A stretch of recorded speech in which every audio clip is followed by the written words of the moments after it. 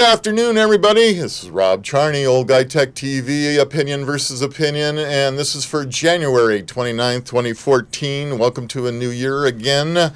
On the right of me is Jonathan Charney, and we don't have John Majestic today. We're sorry. John, our liberal side of Opinion versus Opinion, is actually trying to make a living. I don't understand that. How could that be more important than being on our show? But that's the way it goes.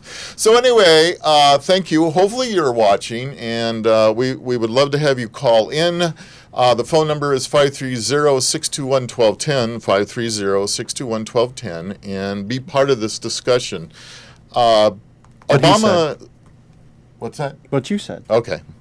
Last night, those of you sat around with your popcorn and your television and just couldn't wait to watch the riveting State of the Union address by President Obama. Pause.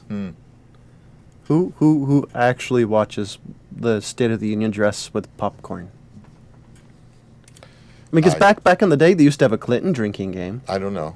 I'm assuming they did the same thing for Bush and Obama. I just making a statement. How many of you did? I didn't. I ate sunflower seeds instead. That's my munch of choice. I had something better to do. I must have been a baseball player in my other life.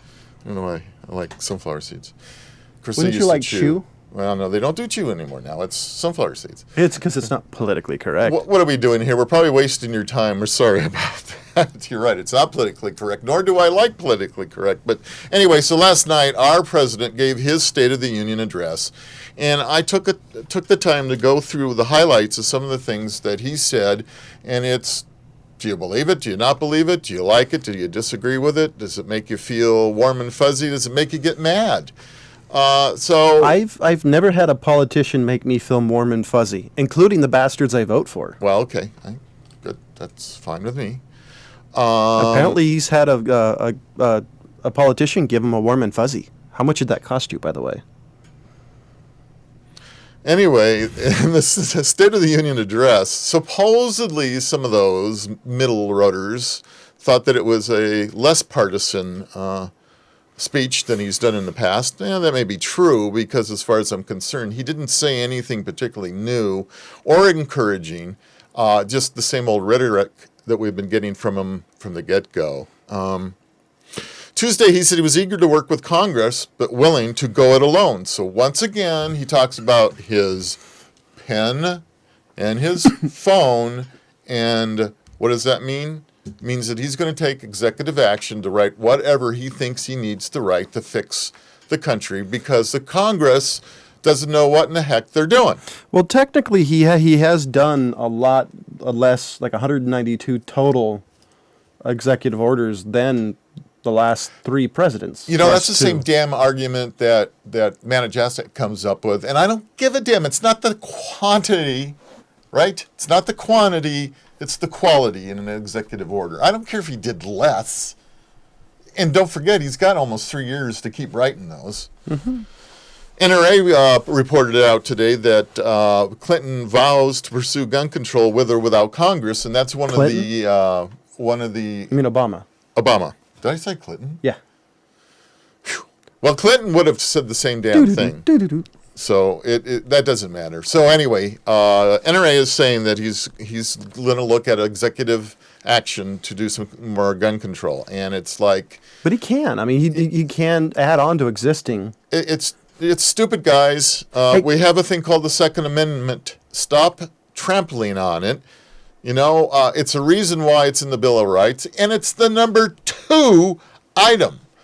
I was one of the shows I watch is Sleepy Hollow. If you follow my Facebook feeds at all, you'll notice that I put in a thing in there that now the liberal writers on this particular TV show had to once again throw in their liberal bent and have Ichabod say that they were concerned about the fact that they were putting in the Second Amendment. You stupid ass. It's number 2. And the only reason you could say that is because of number 1. Anyway, so he did promise to unleash a torrent of new executive actions after a difficult year in which his agenda languished in Congress and his approval rating plummeted. So he thinks that by writing more executive orders, his standings with you and me are going to be better. What say you? Oh, I can talk now. Oh, shit. No, my question is, can a executive order be found unconstitutional? I've never heard of I've that never known if one's been challenged or not, but everything can pretty much go in front of the Supreme Court. So I think it's possible. But I'm not the history buff our other guy is. He would have been able to tell you because ask him, he knows everything. He'll tell you himself he knows everything. Anyway, right, John? Anyway, and when he didn't open up, he was thanking everybody and talking about how you become a president by having a single parent with his mom, and how Speaker Boehner's father was a barkeeper, and that's how he started it out. Wait. Wasn't Joe Biden's mother a hooker? Wasn't she a woman of ill repute? Because one of the politicians grew up in a whorehouse. That's Richard Pryor, and he's dead. No. It was an actual. I think it was Biden. I don't even want to go there. I don't know that one. Do your fact check. Oh, Lord. Anyway, now that I'm going to recover from that statement, the White House had foreshadowed that Obama's address to the nation would emphasize a new willingness by the president to use executive action, and Obama promised a dozen actions in the next year, including the creation of a new starter saving account and a hike in the minimum wage for federal workers. So, right off the bat... Wait, hold on. The minimum wage for federal workers is still like $5 an hour. Now they're talking 10. They're talking 10, moving it to $10 an hour. Well, right now it's $5 an hour, which is, California state minimum wage is almost $8 an hour. Would you... I don't know if it's $5 an hour or not, but, all right, the fact is it would be very difficult to live on $5 an hour. So I can't disagree with that. But do we pay them $10 an hour? Would that make them, as he spoke, able to actually have a living wage at $10 an hour? Yeah, maybe close. But I was wrong. According to this, it's $7.25 an hour. It went up the last time I was. So it's probably on par or close to California's. Yeah, I would have thought it would, but I was taking your word for it. I'm glad you check that. We want to make sure that we have our facts, folks. All right. So anyway, I was getting at a point about Obama should provide an opportunity for all by addressing head-on the problems of income inequality and waning mobility. I slaughtered that, folks. Let me do it again. Throughout the speech, the president stressed that the government should work to provide opportunity for all by addressing head-on the problems of income inequality and waning mobility. What the hell does that mean? And I was going to talk to you about his little deal that he's going to have so that Americans can start saving for retirement. Let me read this. It says... Americans could start retirement savings in a plan called MyRA, a savings bond which he said would encourage middle-class Americans to build a nest egg. A nest egg? Wait a minute. Isn't that what Social Security is supposed to be? You pay into it? Wasn't that supposed to be your nest egg? I don't get it. You get it? Was it supposed to be a nest egg? I wasn't alive back then. You were closer to it than I am. I know back in the 50s it was opt-in. Stupid. It scares the hell out of me. This guy's he's out of his mind. But he's betting on the fact there'll be no money in Social Security, and that's probably what he's betting on. Because there will be no money in Social Security. The way he's going, there probably won't be. Well, that's a little unfair because what John said was right. With Reagan doing what he did, and other people other people before him, they set the precedence that it's okay to borrow from it. So you can't really blame him for lack of Social Security. The government has been borrowing it for the last 30 years. It took the whole Congress to do that, so we can blame every idiot in Congress. So much for that one. So what he went on to say is, what I offer tonight is a set of concrete, practical proposals to speed up growth, strengthen the middle class, and build a new leaders of opportunities into middle class. Some require congressional action, and I'm eager to work with all of you. So he was speaking to Congress. But America does not stand still, and neither will I. So when and whenever I can take steps without legislation to expand opportunity for more American families, that's what I'm going to do. And I'm repeating this a number of times because once you guys understand that he believes he's smarter than everybody else in the room. Okay. So 530-621-1210. 530-621-1210. No opinion? Somebody call in. Let's see. He talked about strengthening the economy at the beginning of his address and also poked congressional Republicans over last fall's government shutdown while calling both parties to work together. Yeah, it was only the Republicans.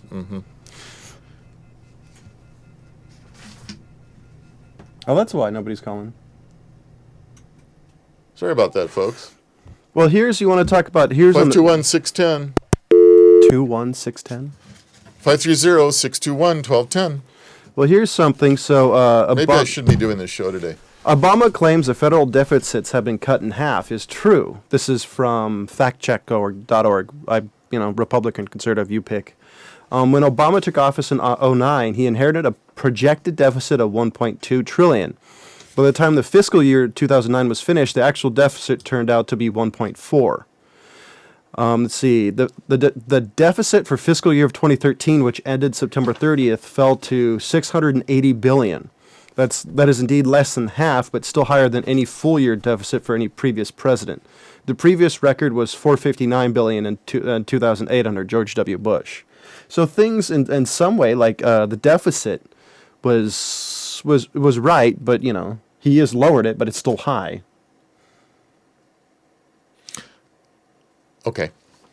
I don't have anything to say to that. Oh, about America.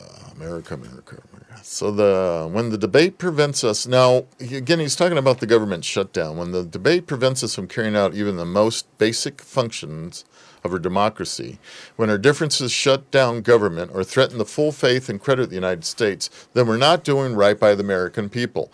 I couldn't have said it better. He's absolutely right, but it took two. So that means both sides were not willing to come to any kind of consensus, a word I absolutely hate. And it was both parties. And let's hope that doesn't happen again, because there's no reason for it, no matter what your stance is. But I understand the reason behind it. So Obama asked Congress to join him in making 2014 a year of action, a year of letting him use his pen. I don't like that. Okay, he also talked about immigration reform, which Obama argued should be fixed to strengthen the economy and create thousands of jobs. On that issue, Obama stopped short of mentioning recent efforts to push a bill in the House, in a move senior administration officials said was done intentionally to give Boehner and the Republicans lawmakers space to maneuver. Okay, here's something on the unemployment from factcheck.org.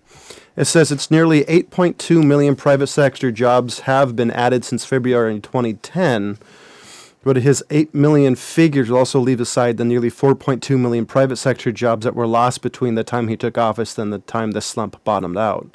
So overall, the net job gains he took office stood at nearly 3.2 million. That's not even a dent, is it? No, not really. I mean, that's no. Considering a lot of the statistics for how many people are unemployed aren't really measured. They only they have a guess, but.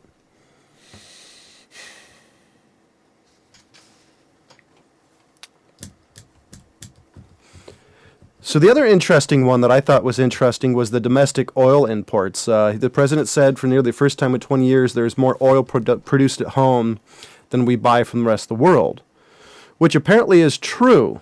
It says the domestic production averaged 7.5 million barrels last year, while net imports of petroleum averaged 6.2 barrels.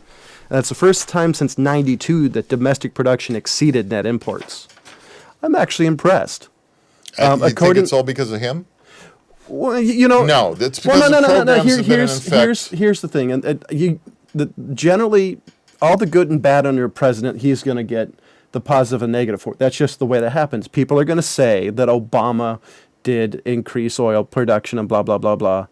You know, it's just the way it happens. You know, what falls positive and negative, what falls under their stewardship of the country, they get blamed. They get the blame for, the praise for. The article did say that because of the new technology in drilling, the remarkable boom in the U.S. oil production is chiefly the result of a new drilling technology using horizontal drilling and hydraulic fracturing or fracking, and not any of the government's policies. The issue with fracking, though, is it's a very big hot topic on does it ruin the ecology of the environment? You know, does it introduce chemicals and such and such? It's a really big hot topic button issue, at least here in California.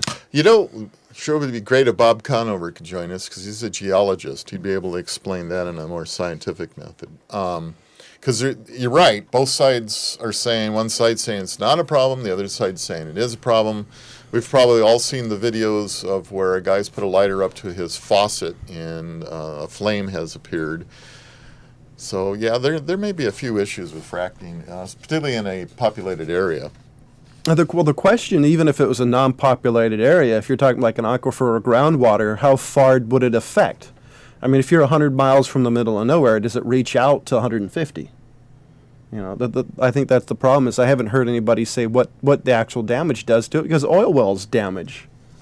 You do have that they do cause damage to the environment. The thing is we've all agree on that it's an acceptable damage to the environment. You know, what do you consider damaged? Are you talking about greenhouse gases? Are you talking about global warming? Are you talking about, I mean, when you say damaged, the heck are you talking about? Well, for one, I'm painting it with a very broad brush, but it also depends on who the company is, how they actually, when their wells are dried out, what do they do? Do they pump back stuff into it? How do they do that? I mean, I think it depends on the company, but yes, I mean, everybody's agreed to some level that that we're doing some damage or greenhouse gases and blah, blah, blah. But I just meant the drilling side of it. I think it depends, but look what happened with, what was it, that company out in Louisiana? Look what way they did, pumping everything into the Gulf Coast, So generally, I think it's everything comes down to life it's an acceptable risk. Nothing is guaranteed 100%. Acceptable risk. Mm-hmm. Driving a car is a risk, but we've all assumed that it's a risk that we're comfortable with. It's an acceptable risk. Driving a car, washing dishes. Well, nobody can be perfectly safe. Hell, you can be sitting in your chair in the front room, and a meteorite could come smashing through your house and kill you. Yeah, but driving a car is dangerous. It's been proven by a number of accidents, a number of deaths. Okay, so you're comparing driving a car to fracking. No, what I'm saying is it's an acceptable risk that we all decide that we're okay. We've all decided that we're comfortable with this level of risk. Okay. I'm assuming it's the same way with some with fracturing, some with oil drilling, and other things. It's in all the risks that we're comfortable with. Got to go be the first one in line to do my RA. I would if I had money. Honestly, if I was going to do IRA, kind of listen to Clark Howard. That guy has some pretty helpful tips on that. I don't know if I'd want the government control of my retirement fund, mainly because I don't believe I'm going to have one, Social Security when I get older. Okay, if you want to switch topics, I have an interesting thing, though. I don't care about topics. What do you want to talk about? Well, Eric Holder... This is one I wish John was here, but I think this is interesting. Eric Holder says legal marijuana won't make kids toke up. The promise that feds are still working to keep drugs out of young hands, even in states where it's been legalized. This is the second time I have ever heard of any major government or federal government head talking about legalizing marijuana. And this is Eric Holder. He's the highest cop of the land. So I actually think, this might be time where marijuana might end up being somewhat legal. I still think they should do legal medical marijuana, at least. Okay. I mean, come on, you grew up in the 60s. I mean, come on, talk. mean, back in your Okay, day, so we're off of the State of the Union and into the discussion: should marijuana be legalized? You know what? I personally don't give a damn. People are smoking it now. What's the difference? It's the old argument about, go ahead and let them grow it, tax it, make money on it. And we've had discussions about what it costs to keep the law enforcement enforcing the marijuana laws. That it costs an awful lot of money in either way, and law enforcement says it won't stop that situation at all. There'll still be illegally grown marijuana. I don't know. Everybody's got an argument for it. See, here's whatever. I was going to say we can go back to that, but here's the most interesting thing in the article I read is Eric Holder's comments came as Colorado and Washington State have been implementing new laws about allowing a recreational pot use. Marijuana remains illegal under federal law, and under questioning, Holder's defending the Obama administration's stance allowing states to move forward with their laws, where the feds work to make sure drugs don't become available to the minors or move across state lines. That's the most interesting thing to me because Obama is ignoring federal law. Just like he's did when he said I'm just going to use my executive orders making guns harder to get. So, I don't know if George W. Bush did this or Clinton or other ones, but basically he's flouting, saying, whatever, I don't agree with it, so I'm not going to do it in federal law. And this is a big federal law if you're talking about marijuana. Yeah. I don't know. We've talked about it before, and it is definitely something that's going to be in the discussion for a long time to come. So we'll see what happens. I see it more as a waste of government money, trying to enforce an unenforceable law. People are still smoking marijuana, have been for 50, 60 years. It's nothing new. Well, do you think that, do you ever remember any president, besides Nixon, actually not caring about federal law? Because Nixon got busted breaking the law. Kind of in your face. Do you remember any president in your lifetime, being the old guy here, where he knowledgeably just ignored it? Or didn't enforce it? I believe probably every president to a certain degree had done that. Something as big as just not going after states. This issue is a big one, and I don't think it's one that we can just do a wag on, to be honest with you. And here's the situation, and I think you touched upon it. You got, what is it, Colorado? Yeah, Colorado and Washington State. Okay. Well, there's interstate transfer of goods and products, and the ability to go from state to state, like your driver's license. You have a driver's license in California; it's good in the whole United States. So we have another issue in Colorado and Washington State where it's legal to have recreational marijuana, but what happens when you cross state lines? That's the one thing. Even in this article, was mentioning how they're trying to figure out how stopping the marijuana from leaving the legal states. Yeah, and I guess legal states would also include California if you have your 215 card. Well, okay, yeah, but that's a problem because interstate transportation of goods is supposed to be seamless, and now you have an item that is federally illegal but state legal. It's going to be interesting to see where this one goes. I personally don't give a damn one way or the other. If you want to smoke pot, and don't give me this argument about it being a gateway drug, because everything's a gateway drug, okay? You go from mother's milk to water to soda to beer to hard liquor to whatever else. I don't like that I thing. actually do, in some degree, think it's a gateway drug from my personal experience with previous, from friends way back in the day. The question I have with gateway drug, does it have the forbidden fruit syndrome attached to it? Did they only, after they did weed, knowing that what they were doing was, illegal, misdemeanor, felony, what have you, were they more willing to try illegal drugs because it was still illegal? That's my question. Is that the reason why I think it is a gateway drug to some people? Say if it was legal, would they say, hell, this is a legal high, I'm just going to stick with this? It's fine. And Okay. I can't get in a debate about this because I don't really care. If a state wants to legalize it, that's great. Okay. Well, I want to get back to going to get back to the State of the Union, just kind of to throw things around a little bit. Obama's statement of what it's today, after 4 years of economic growth, the corporate profits and stock prices have rarely been higher, and those at the top have never done better. But average wages have been barely budged. Yes. Inequality has deepened, upward mobility has stalled. And according to this is word verbatim. And here is what the factcheck.org, no, this is from MSN, the bastion of conservative writing.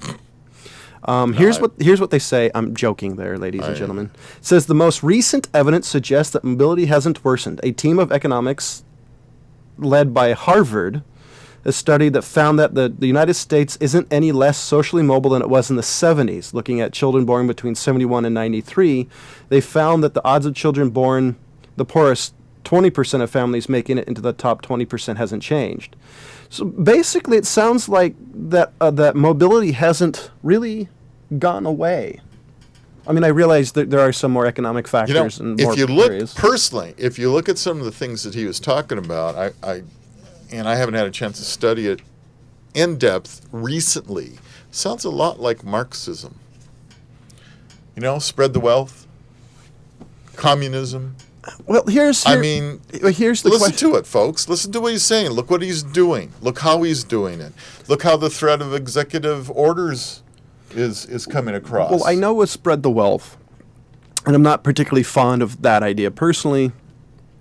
The question is, what is our responsibility to the poor? The responsibility being, do we have a responsibility, or do we just do, like in the 19th century, just let them starve and die on the streets? Do we have a responsibility? And that responsibility, like anything, costs money. You can't have, money doesn't appear out of anything. Same with one-payer health system is you're going to end up having higher taxes. The question is, what does everybody want? Mm-hmm. Do they agree with it? Do they disagree with it?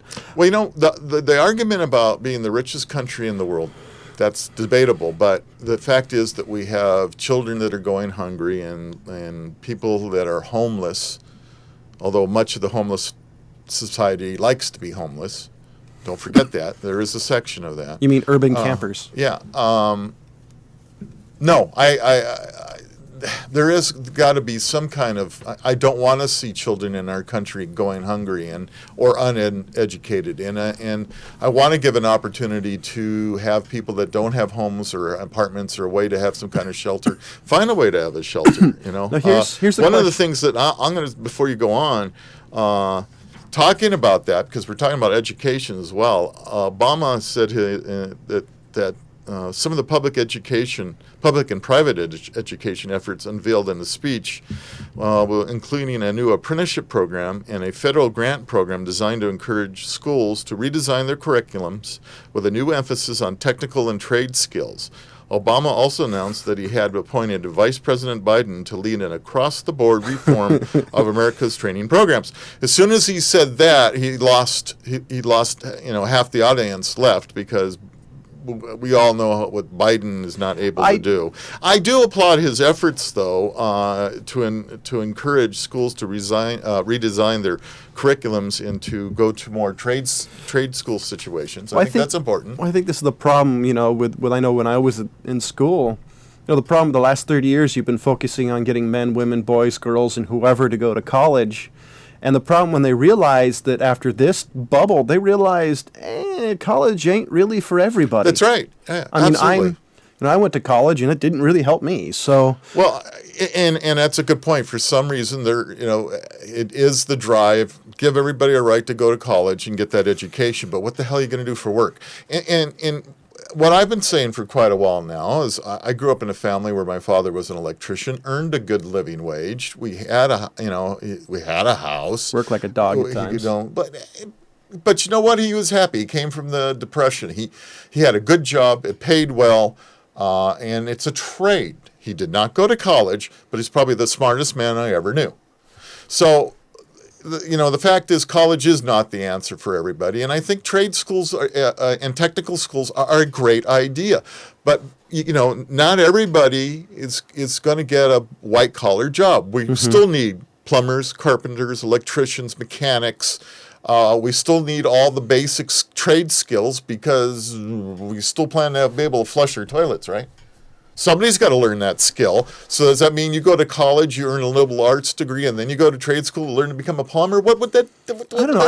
I met a guy who had he either had a PhD or a master's degree and was working at Carl's Jr. Which, by the way, has got to be really depressing when you have $500,000 in student loans and you're flipping hamburgers. Default on them. You can't default on student loans. Yes, you can. People do it all the time.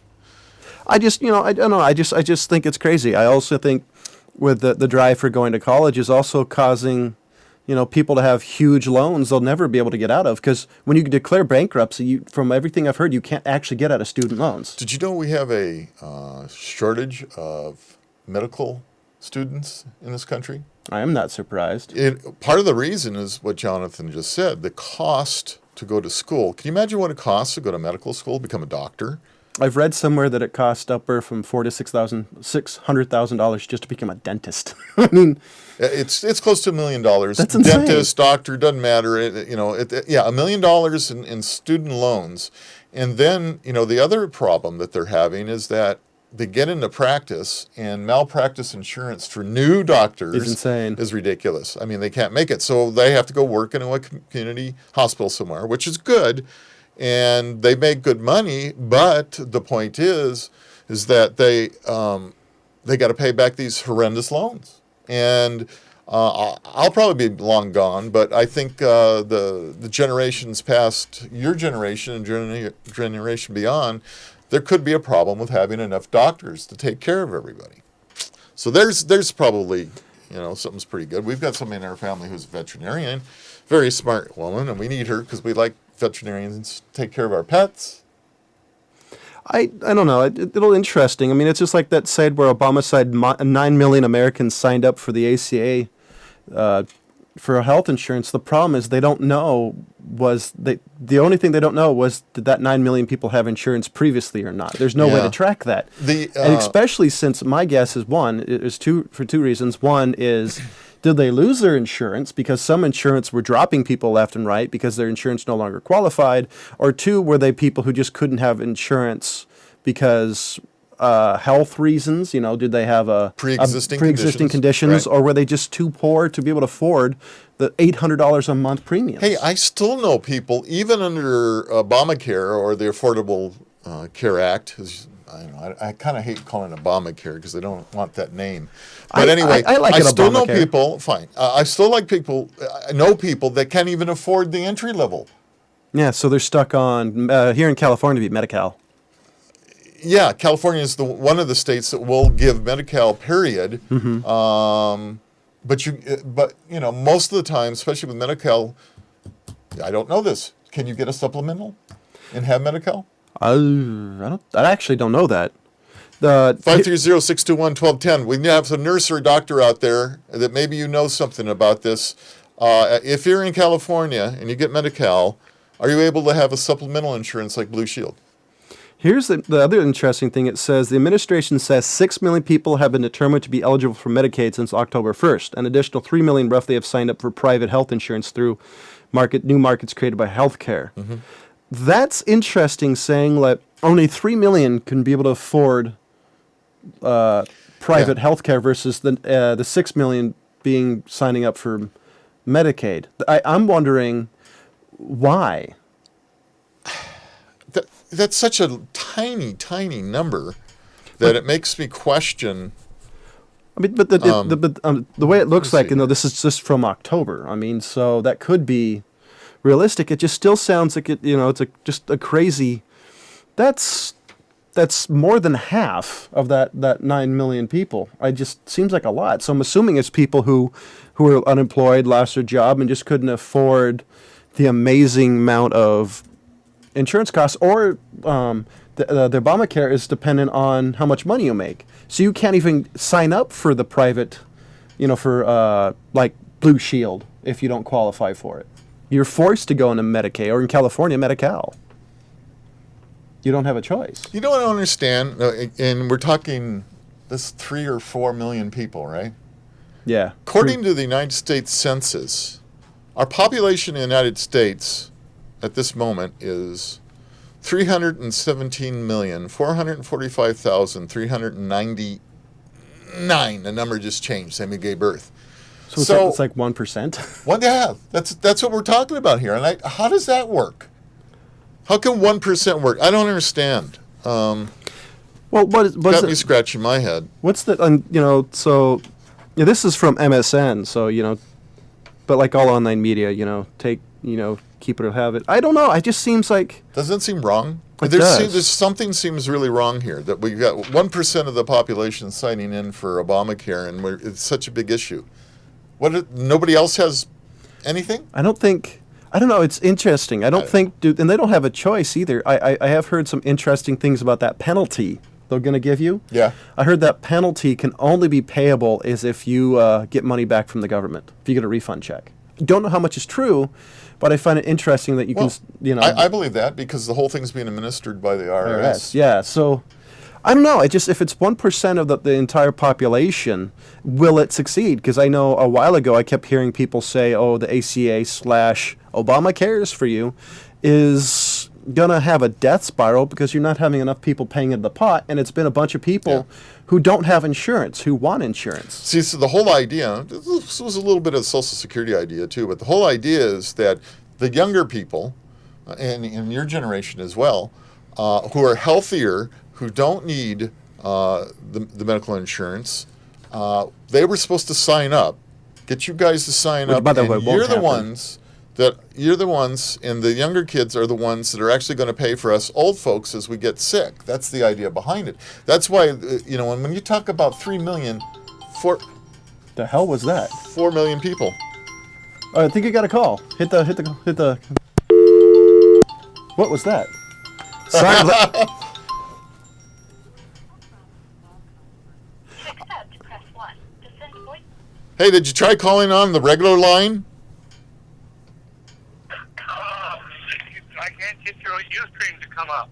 You can't get Ustream to come up. Oh. So- Well, we want you on the phone anyway. Call 621-1210. That's 530-621-1210. Call 621-1210. Okay. I just I don't know this Can't and the get other Ustream to come up. the other thing that was interesting to me is this job. This job situation. I mean, I know what they're saying. Hello, you're on the air with Old Guy Tech TV and Opinion versus Opinion. And you have an opinion. Yeah, we do. Always. I always have an opinion too. Yeah. Hey, this is by the way, folks. This is Bob. Hey, actually, we had a geological question to ask you earlier. Oh, okay. But Did do you it want to get go with? answered? Do you want to go with your what you want to talk about first? Well, the first thing I wanted to say is my computer. I'm going to shoot it. Yeah, Uh, I would because I'm on Ustream right now and everything's running Yeah, it's just- fantastic. And You've seen ladies- a little circle going around. Go ahead. Oh, Let's say, and ladies and That's gentlemen, bandwidth. if you want to know what we're talking about on Ustream, that's go to theogt.tv/live. And there's for people watching us recording and and you can That's see where I'm us at. and watch us Yeah. live. That's where I'm at. yeah, and it's just going around and around. That means your bandwidth is acting up for some reason. Yeah. Oh, well. Because I'm on high. Anyway, I was trying to listen to what you guys had to say about whatever that guy in Washington said. Oh. He's going to now take care of retirement for people. Yeah. And the government's going to run a retirement system. Yeah, well, don't they- but isn't that what he's Social also Security talking is? about making it? He's calling it IRA. my No, MYRA. RA. Yeah, my IRA. RA. It's supposed to be a savings bond that city would encourage middle-class Americans to build a nest egg, and that's what Social Security. Which, by the way, you can do IRAs and for 401ks through businesses, through banks. Listen to that Howard guy on the radio.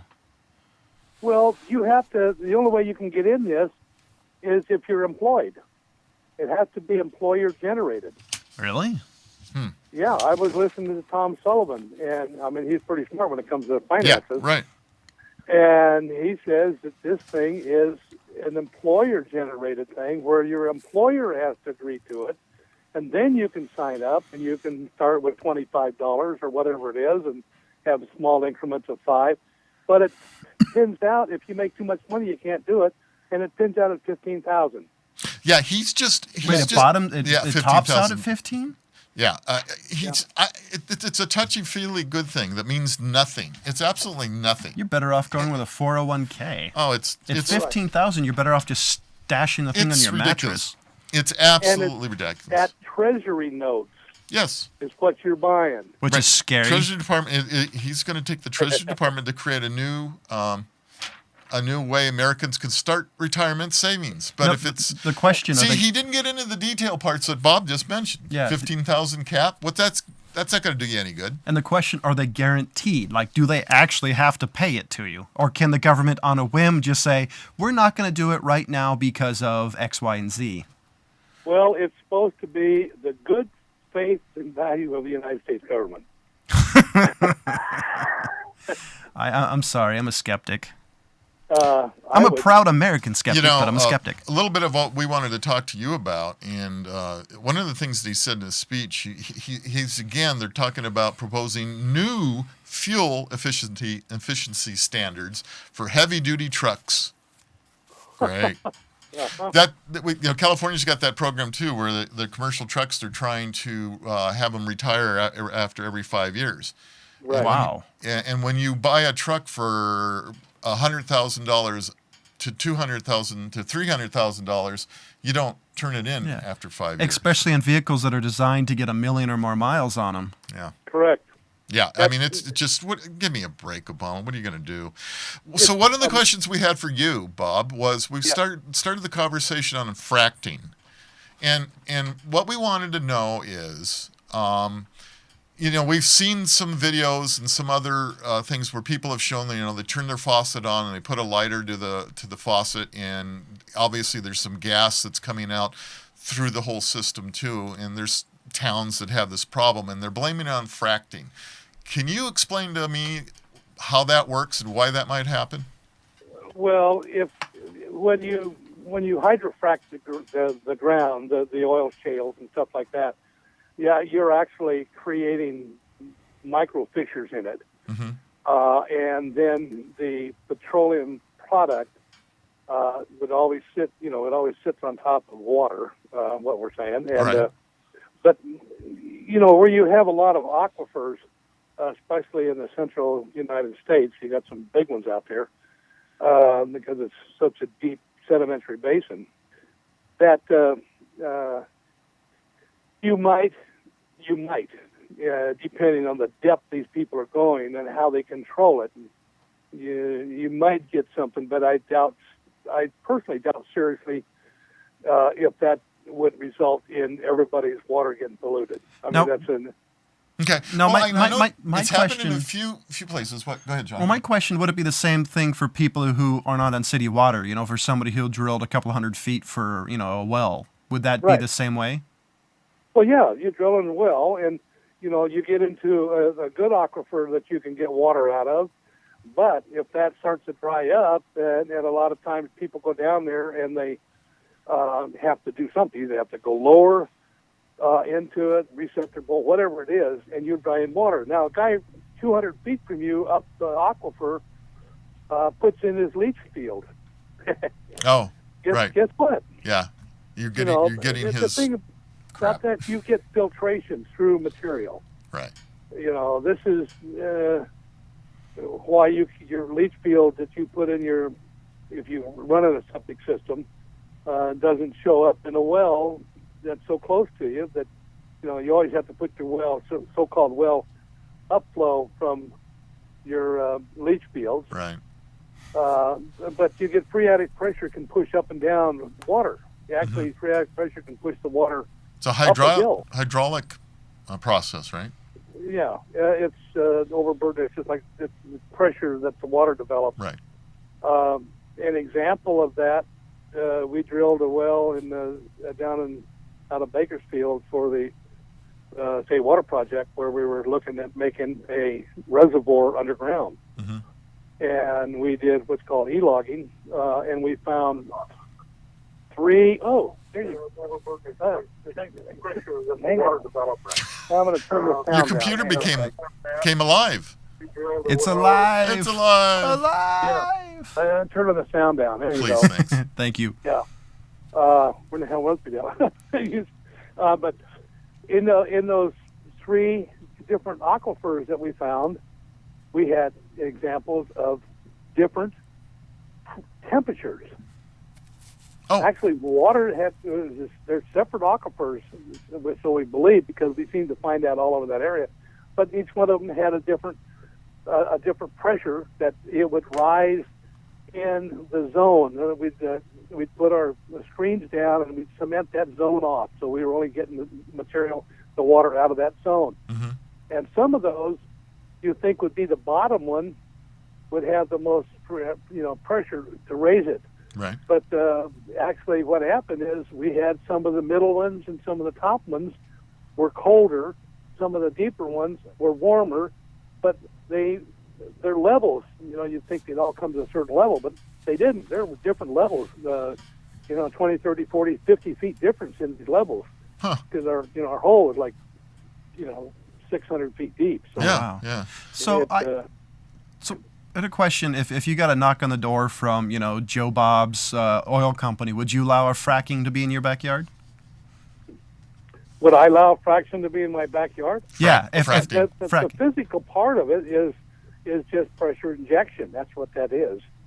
In other words, here in my house, I wouldn't have room for it. I couldn't even get a rig in. But I mean, if I had property, that wouldn't bother me. Okay. It really wouldn't, because a lot of that would depend on the geology, the depth, what they're going on. If they're looking, drilling right through your aquifer that you're getting your water out of, then that's their responsibility, which most of these oil companies are pretty damn good at it. And they would seal off that drill hole, so whatever's coming up that drill hole or going down that drill hole is not migrating into your water source. Okay.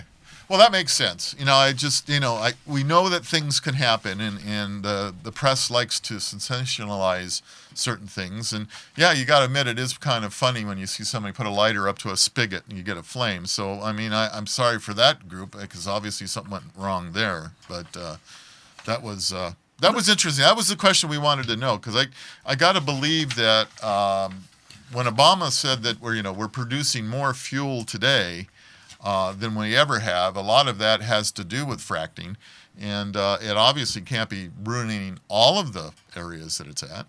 Well, there's an example of a fear factor with that right here in the state of California, Portola.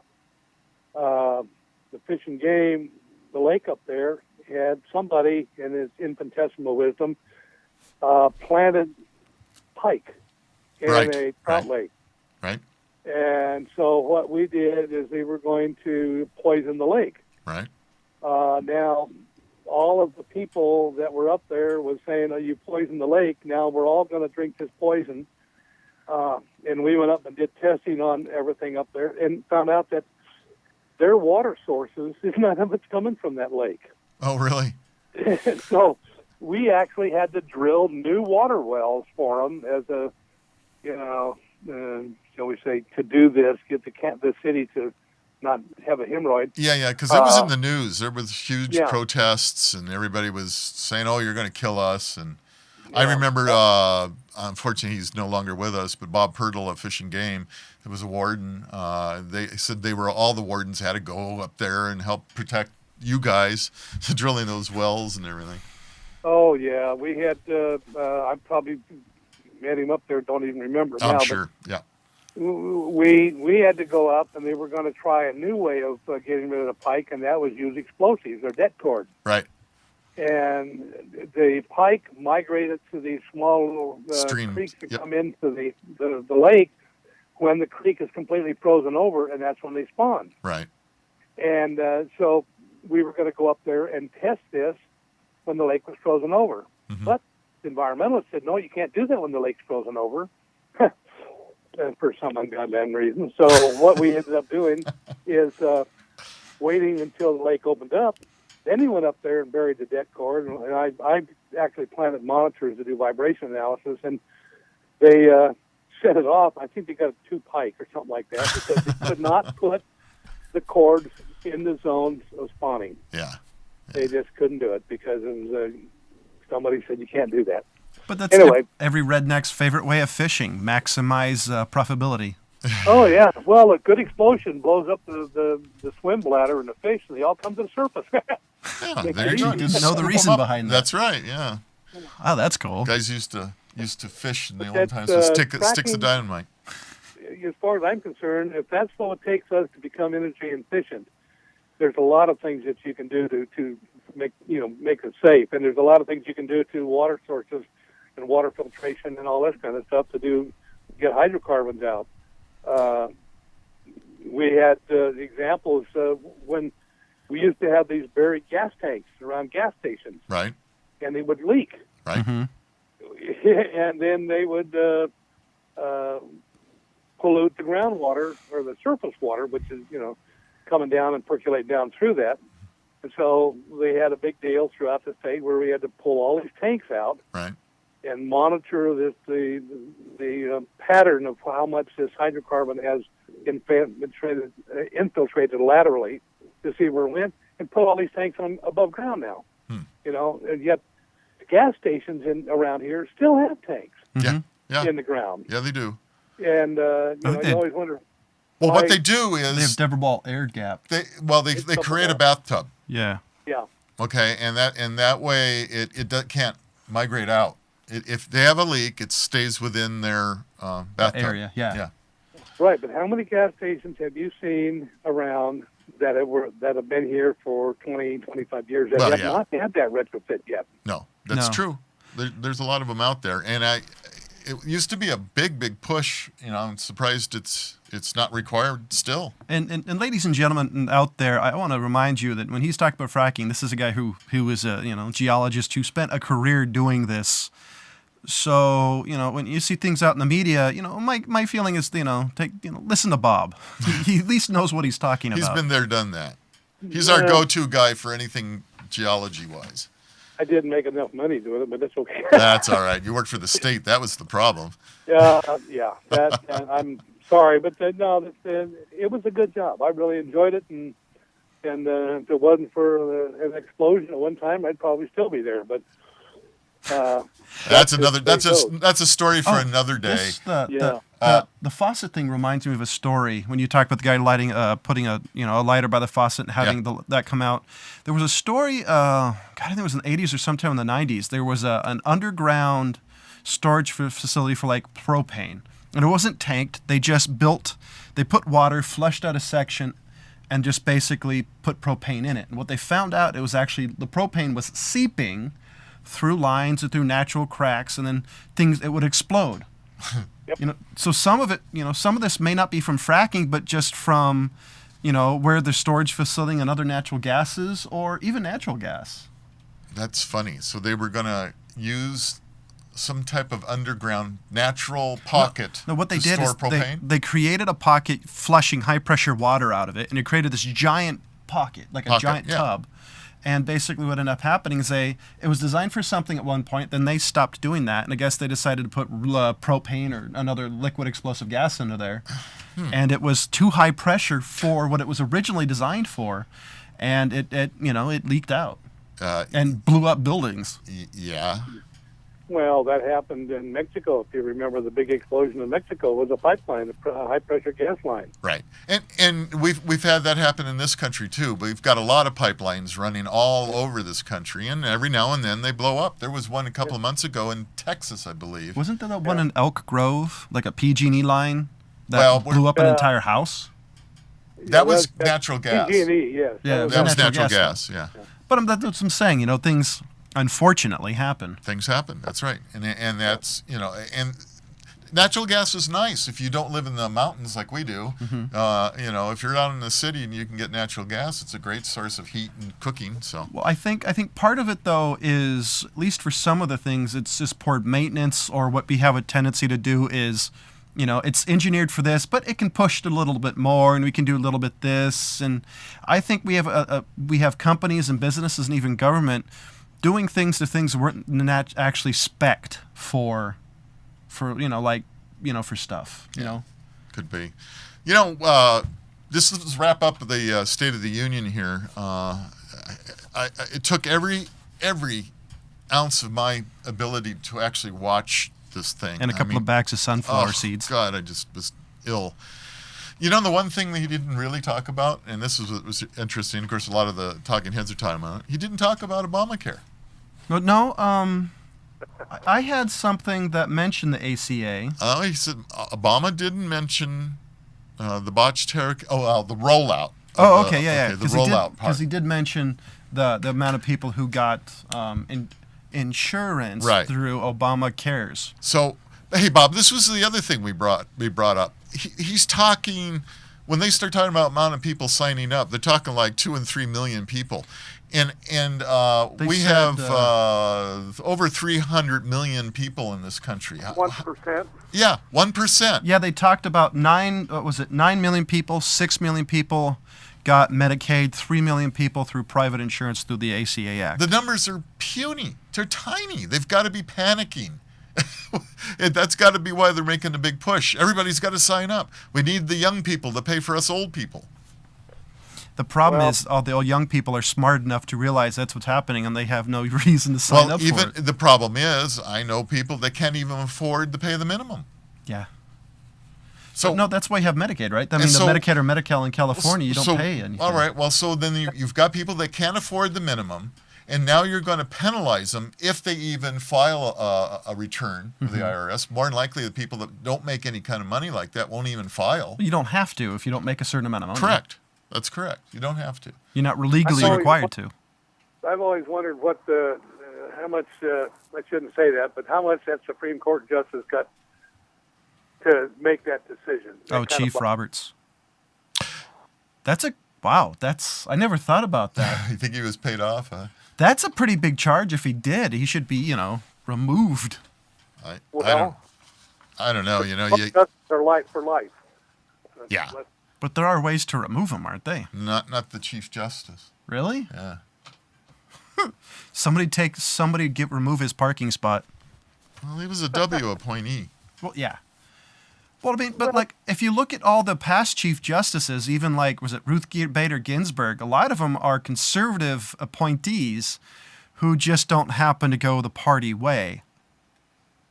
Well, the thing about a Supreme Court judge, he is an individual, and then all this so-called talking before the proving is to try to find out what he believes in as far as the Constitution goes. And, a lot of these guys will get in there and they'll say the left is right and the right is left, and then when they go into actually doing something, just switch sides. Or- Yeah, they're individuals. You never really know. They've supposedly vet these guys, and try to get somebody who's got a point of view, like the president at that particular time.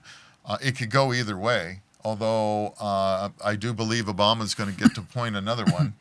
Well, here, and I think it's doesn't like- make me feel good about Second Amendment issues. Well, I think it's, it's like everything else, expect the worst, hope for the best, and pray to God they don't screw it up in between. You know what gets me, Bob? There was the NRA put out a notice saying that, and I didn't hear this in Obama's State of the Union address. It must be somewhere else, but it says that he vows to pursue gun control with or without Congress. Did you? Yeah. Now, okay, I heard that from the NRA. I was not able to find it on anywhere else. I didn't hear that, and Second Amendment guys out there, you better pay attention, because remember, he's talking about having a pen and having a phone, and he's going to write all these executive orders. And now, if he's actually also talking about gun control, how do you throw your Bill of Rights away? How do you throw the Second Amendment of them all away? It's like we watched this TV series, Bob, called Sleepy Hollow. Paula and I happen to like it. But right in the middle, what it is about a guy who came back from 200 years ago when he was in the Army with George Washington, and he was part of one of the founders who was writing the Constitution. And anyway, he's got all this historical fact that he brings in. And one of the scenes, they're talking about everybody having guns. And he goes, yeah, we were worried about that Second Amendment from the beginning, basically. So even in a TV series, they throw in an anti-gun statement. Well, if you look back at history, my ancestors actually fought in the Revolutionary War, as a Minuteman, and there was what started the whole war had to do with one thing, and that was taking the arms when they were going to go to Concord and go to the armory and Right. take all the weapons away. That's right. And this is, from what I understand from some letters and stuff that we see, that the right to keep and bear arms would have been the First Amendment, and they brought in the right of free speech because of the thumbnail pressure put on by the guy in England. Yeah.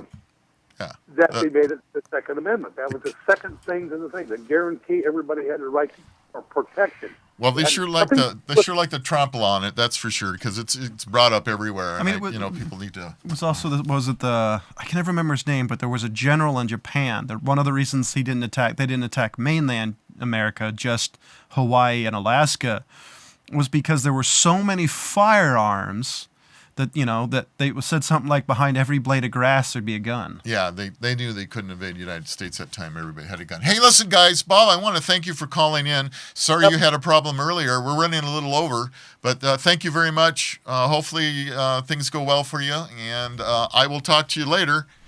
All right. Thanks, Bob. Talk to you later. Bye-bye. And hey, thank you folks out there for watching Opinion versus Opinion. This is kind of opinion and opinion. Kind of, I don't know. But anyway, maybe it was worth your time to watch the show. Maybe it I hope wasn't. so. But at least if you could, donate a little something. Give us a little something that would help. Thank you again to Wendy Ballantyne for helping us with her great donation. That'll go for a long way for us.